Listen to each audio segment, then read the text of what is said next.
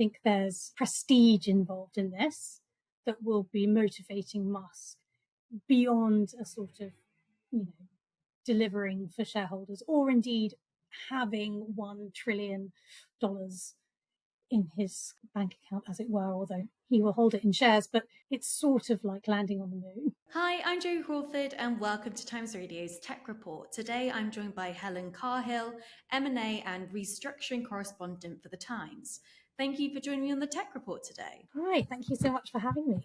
So it's been reported that Elon Musk may step down unless Tesla agrees to a $1 trillion pay package. This is supposed to be the largest pay package in corporate history.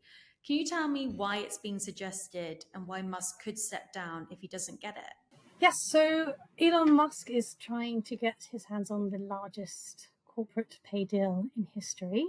He's been offered $1 trillion if he can reach a number of really quite stretching targets at Tesla. So he needs to make Tesla's market value worth 8.5 trillion. And so for context, at the moment, Tesla's worth about 1.5 trillion. So it's not going to be easy to get it to 8.5. And also as part of that, his shareholding will come up to 25%.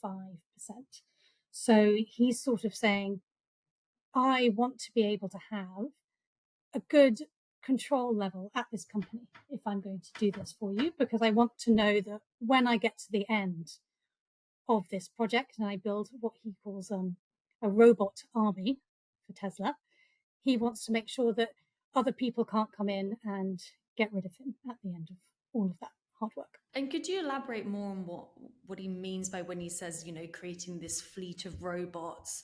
What's sort of the intentions behind that? What's the outcome that he's looking for? He's mainly talking about AI technologies. We obviously know that he's been working on that with X, which was obviously Twitter before, so he's built Grok. People still drive Tesla, and it obviously has some self-driving capabilities. And so I'm guessing that, it's just a more advanced car that can learn to drive itself. And so I think there are a few companies working on those kinds of technologies. It's obviously something that's regarded as hugely valuable, hugely important, could prove very important in, delivery services, as well as kind of consumers as well. So yeah, I think that would be his area. And as you mentioned, this is the largest pay package in corporate history. In terms of the scale and size of Tesla, would you say that the size of this pay package is unusual in representation? Yes, it's definitely unusual. It's definitely an eye-catching figure.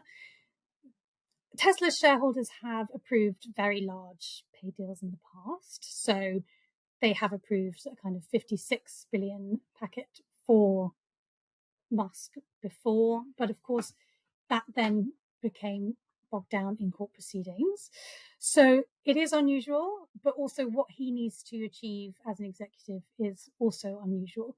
So, going from 1.5 trillion to 1.8 trillion in market value is not going to be easy. A lot of the factors determining whether that can happen will be outside of his control. So a lot of people are saying, well, it could actually be worthwhile for shareholders to let him kind of, do that for them. Yeah, because that's the question. I mean, how likely is it that he will reach that goal? The compensation package starts to kick in when Tesla reaches 2 trillion. So it is conceivable that he gets to that first stage, given that Tesla is now 1.5 trillion. I think that he will definitely work very hard to get there, but he does face a huge amount of competition from China at the moment. So I don't think there's, it will be very difficult basically for him to get to 8.5. But he's achieved some pretty monumental things in the past as well. The news of this was all revealed to shareholders in a letter that was written by Tesla's chairwoman. And I mean, how are shareholders taking in this information? Yeah, so we won't know precisely how they feel until the outcome of the AGM vote next week. So obviously, all eyes will be on that. We have had shareholder advisory groups who basically kind of advise shareholders on how to vote in these AGMs. They have said that this is a very large pay packet and we don't think he should be awarded this opportunity. Then there have been also a group of pension funds who have also criticised the deal. And I think it's also interesting that he's sort of stepped up his campaign this week, as it were, and he is threatening to leave if he doesn't get it. So it may feel like, he's sort of worried that there is some opposition out there. And yeah, we will find out next week. And how's Musk responding to this? He appears to have been calling some shareholders corporate terrorists. Yes, he has described these shareholder advisory groups as corporate terrorists. He said that their recommendations are asinine. Don't think any of that should come as a surprise. He hasn't always been kind about his critics, and he's colourful and he's outspoken. So it is interesting that he is responding quite strongly to them. And yeah, I think if he doesn't get what he wants, he could potentially respond strongly to that as well. What I thought was interesting that was suggested as part of this pay package is that Musk will be asked to wind down his political activities. And obviously, we saw him with his involvement earlier this year with the White House. I mean, what does it mean when they say that he has to wind down his political activities? And do you think that he'll follow through with that? Yeah, so I think broadly they've been sort of upset that he's spending lots of time on other things. So potentially, this idea that he's been off, his eyes have been somewhere else while he's trying to kind of slash federal budgets in the White House. So I think he has already wound down a lot of his activities. And if someone is offering him, $1 trillion to walk away from being involved in those sorts of activities, I think he will probably be quite comfortable doing that. Like I say, there will be a lot of factors outside of his control as he tries to get that market capitalization up to 8.5 trillion.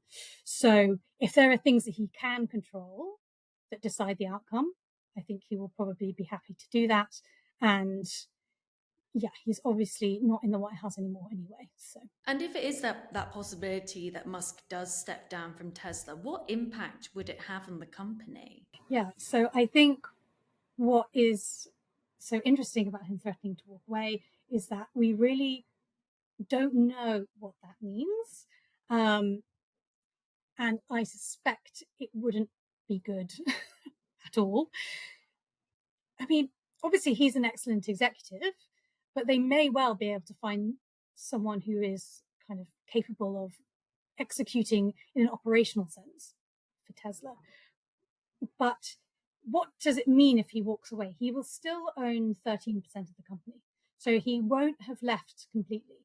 And he has the potential to become very disruptive for Tesla if they don't give him what he wants. He's known to be litigious, and he's outspoken generally. We don't know what he would do with that shareholding. So it sort of feels as though he's saying either protect me from activist shareholders, or I could potentially become an activist shareholder myself. And yeah, we don't know if that would be a good thing for shareholders. The letter that was written by the Tesla chairwoman, she said that without Elon, Tesla could lose significant value. But then on the other hand, as you mentioned, his involvement with the White House earlier this year, some could say that it took a direct impact on Tesla itself. And we have seen a drop in the number of car sales from Tesla too. Where does the company currently stand in terms of, how well they're doing? Yes, so sales have been declining. Profits in the UK have dropped off. European sales are in trouble as well. I think the main problem is going to be the competition from China. So he does have that kind of new angle that he needs to deal with. I think he will be looking to make sure that he can use AI and machine learning to drive down costs and create this fleet of robots to ensure that they are ahead of the competition. And so, he's got his work cut out, but like I say, he has done some pretty extraordinary things for this company in the past. If, on the other hand, he does secure this pay package and Musk stays with Tesla, is there concerns there about how this could impact relations with shareholders that perhaps didn't agree with this pay package? Yes, but crucially for him, if he continues to deliver on these targets, his control of the company would just get larger. And so he wouldn't be too concerned about the dissenting shareholders if his power is increasing. And crucially, as well, they've not been able to stop him getting the pay deal. So they haven't been influential enough to get other people on side to block Elon Musk in this vote. So I don't think he'll be very concerned about them moving forward either. And so we're going to see the outcome of this at this AGM that you mentioned? Yes. So November the 6th is the date of the AGM, and I'm sure we're going to see a lot more colourful statements and opinions going on because, of course, $1 trillion, the largest corporate pay deal in history, it's an eye-catching sum as much as it is a kind of corporate target. I think there's prestige involved in this that will be motivating Musk beyond a sort of, delivering for shareholders or indeed having $1 trillion in his kind of bank account, as it were, although he will hold it in shares. But, I think it's sort of like landing on the moon. It's just a big thing to achieve. Definitely. Will be interesting to see what the outcome is there. Helen, thank you so much for joining me on the Tech Report today. Thank you so much.